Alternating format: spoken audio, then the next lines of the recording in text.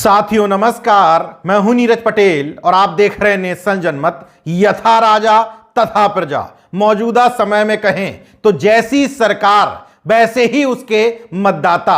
हालिया समय में जिस तरह की सरकारें हैं वो धार्मिक मतान्धता के साथ नफरत का एजेंडा भी समाज में परोसना चाहती हैं और इन सरकारों के अंधभक्त भी न सिर्फ राजनीतिक रूप से बल्कि निजी जिंदगी में भी पूरी तरीके से नफरतवादी एजेंडे पर चलने लगे हैं। इस नफरतवाद की बात कर रहा हूं तो उसके पीछे एक वजह भी है। खबर कानपुर से आई है। सूरत के बड़े कपड़ा व्यापारी मनीष कनोडिया के 10वीं क्लास में पढ़ने वाले बेटे कुशाग्र कनोडिया की बेरहमी से हत्या कर दी गई।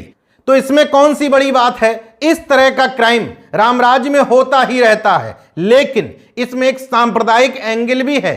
हत्या का आरोप जिन 3 लोगों पर लगा, उसने कुशाग्र कनोडिया के घर पर जो फिरौती का लेटर पहुंचाया उसमें जानबूझकर नफरतवादी और सांप्रदायिक एजेंडा घुसाने की कोशिश की गई। लेटर में लिखा अल्लाहू अकबर और बाद में लिखा अल्लाह पर भरोसा रखो। लेकिन पुलिस ने जब मामले का खुलासा किया तो 3 आरोपी निकल करके आए। 17 साल के नाबालिग छात्र को ट्यूशन पढ़ाने वाली रचिता वत्स, उसका बॉयफ्रेंड प्रभात शुक्ला और उसका मित्र शिवा, इन तीनों ने ही मिलकर फिरौती के लिए कुशाग्र की हत्या कर दी। मामले को सांप्रदायिक और नफरतवादी रंग देने के लिए उस लेटर में अल्लाहू अकबर का जिक्र किया। जो फिरौती का पत्र घर पर फेंका गया उसमें लिखा था, मैं नहीं चाहता कि आपका त्योहार बर्बाद हो। आप मेरे हाथ में पैसा रखो और लड़का 1 घंटे बाद आपके पास होगा। हम कल आपको फोन करेंगे। इसके बाद अल्लाहू अकबर लिखा हुआ था। हालांकि मूर्ख तो मूर्ख होते हैं, नफरत फैलाने की कोशिश तो की लेकिन उसका सही उच्चारण नहीं कर पाए। पत्र में लिखा था अल्लाहू अकबर, जबकि सही उच्चारण होता है अल्लाह हो अकबर। पुलिस ने यह बात पहले ही पकड़ ली थी, लेकिन उन्होंने माना हो सकता है अपराधी अनपढ़ हो। यहां अपराधी अनपढ़ ना सही लेकिन नफरत की घटिया मानसिकता से ग्रसित जरूर थे। इसलिए उस पत्र में उन्होंने आगे लिखा, मैं आपका नुकसान नहीं चाहता। मैं बार बार बोल रहा हूं, घबराओ ना, आप अल्लाह पे भरोसा रखो।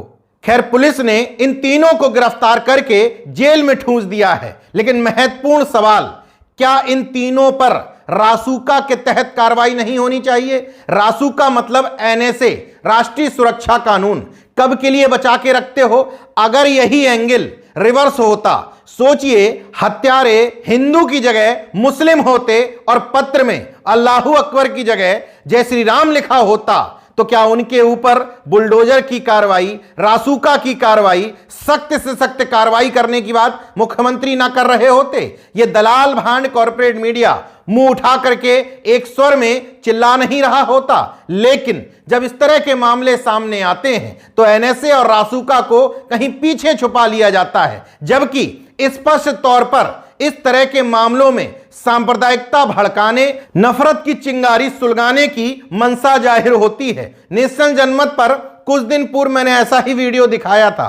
हरिद्वार में एक तथाकथित मुस्लिम हिंदुओं को गाली दे रहा था। जब पुलिस ने पड़ताल की तो पता चला वो हिंदू साधु है। इस तरह की घटनाओं पर रोक लगाने के लिए लेकिन सरकार की मंशा ठीक होगी तब तो रोक लगाएगी। सरकार चाहती है कि इस तरह की बातों को बल मिले, क्योंकि सच्चाई जब तक सामने आती है तब तक नफरतवादी एजेंडा अपनी चाल में कामयाब हो जाता है। हालांकि हत्यारों ने योगी सरकार को आईना दिखाने का ही काम किया है। उनको पता है कि सरकार इस एक शब्द के लिखने से भ्रमित हो जाती है और दूसरे एजेंडे पर चल पड़ती है। इसलिए इस नफरतवादी शब्द का इस्तेमाल किया गया। नेशन जनमत प्रदेश और देश की सरकारों से अनुरोध करती है कि इस तरह की नफरतवादी सांप्रदायिक सोच रखने वालों के खिलाफ कड़ी कार्रवाई की जरूरत है, ताकि आगे से प्रदेश को नफरतवादी आग में झोंकने वालों पर अंकुश लग सके।